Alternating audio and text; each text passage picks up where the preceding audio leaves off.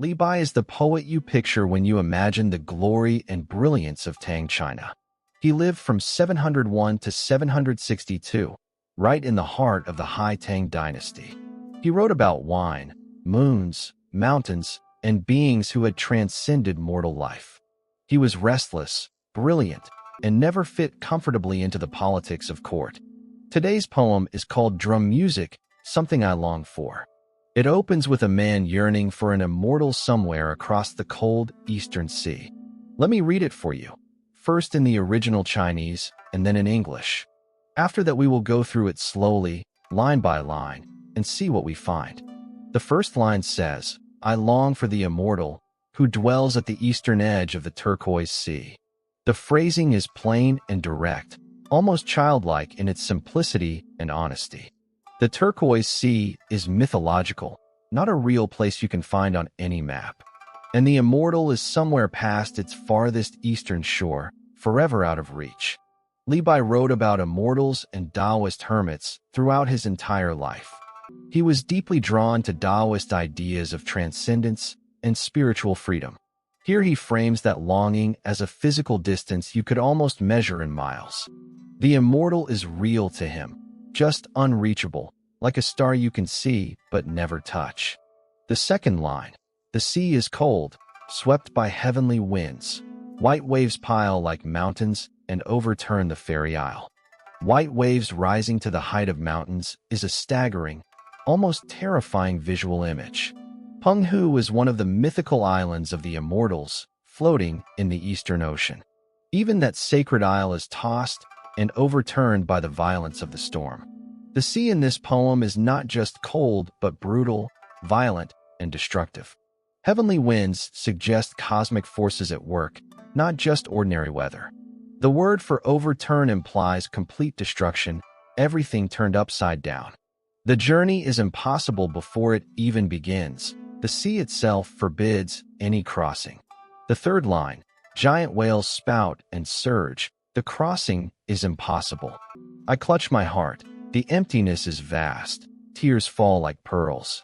Whales are the final living barrier between him and the immortal he so desperately longs for. The image of tears falling like pearls is at once beautiful and devastating. Clutching the heart is a raw, physical gesture of grief that you can almost feel in your own chest. The word vast captures the feeling of being tiny before an endless ocean. Pearls are precious, so even his tears have weight and beauty and worth. This is Li Bai at his most exposed and human, not performing, just hurting.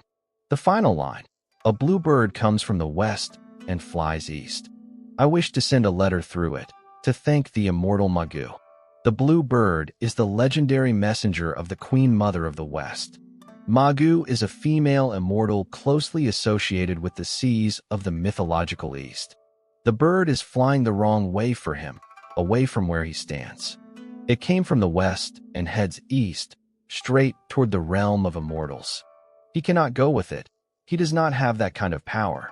All he can do is ask it to carry a single letter across the water. Here is something interesting about the title of this poem that you might not expect. Drum music was a court performance category dating back to the Han Dynasty. Li Bai borrowed this ancient genre name for a deeply personal poem. He is dressing his own private longing in the ancient garments of a formal court tradition. The blue bird shows up in many Tang Dynasty poems and Taoist texts. In Taoist mythology, it serves Shi Wangmu, the Queen Mother of the West. Li Bai uses it here as a creature that can cross between two worlds. It can travel freely where he cannot, passing between the mortal and the immortal worlds. Magu is one of the most beloved immortal figures in all of Chinese folklore. Legends say she watched the eastern sea turn to mulberry fields 3 separate times. That makes her a witness to deep, cosmic time on a scale we cannot grasp. Thanking her means Li Bai wants a connection that spans across eons, not days. Li Bai wrote many poems about seeking immortals on misty mountains and across mythic seas. He was an ordained Taoist in the celestial tradition, not just an admirer. So this is not a clever metaphor or a literary device for him. It is genuine spiritual yearning, the most honest thing he could write. What makes this poem special is its quiet emotional turn near the end. It starts with grand mythology and towering cosmic seas and ends with one small, humble request. Send a letter. That is all he wants, one letter to one immortal. It is cosmic longing reduced down to one simple, deeply human gesture of reaching out. Li Bai could write about gods and raging oceans and still sound like a friend beside you. That is why we still read him 1,200 years after he lived and wandered. Thanks for listening, and I will see you next time for another poem.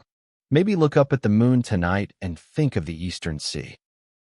我思仙人，乃在碧海之东隅。海寒多天风，白波连山倒蓬壶。长鲸喷涌不可涉，抚心茫茫泪如珠。西来青鸟东飞去，愿寄一书谢麻姑。